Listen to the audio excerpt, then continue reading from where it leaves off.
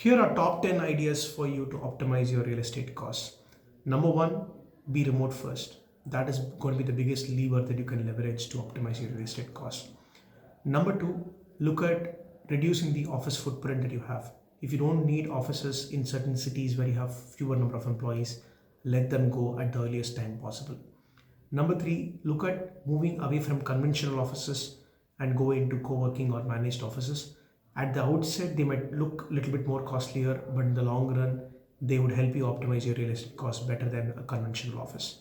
Number four, look at emerging micro markets. If you're in the market, if you're in the search of new office space for your team, look at emerging micro markets than going to the expensive micro markets that might be there in a city.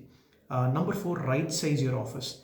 If you are a remote first company or a hybrid remote company, you don't need desks for everybody at the office. So right size it, look at which teams can be remote, look at which teams can need an office space, how frequently they need, and based on that, right size your office. Hot desk your own office.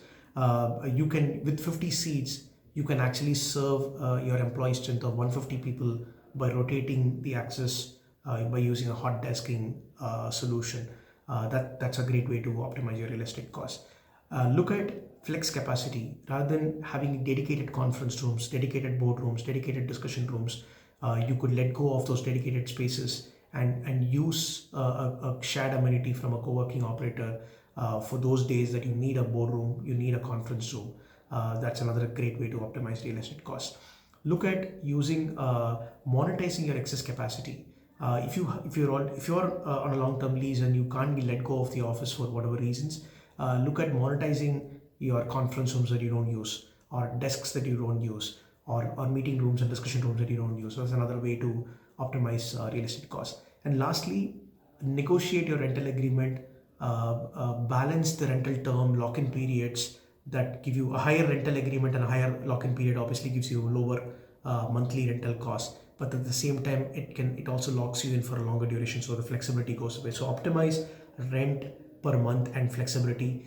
If you're taking a managed office, you can actually amortize your customization costs into the rent, so you don't end up doing capex. You can do more of opex. So those are the top 10 ways you can optimize your office costs.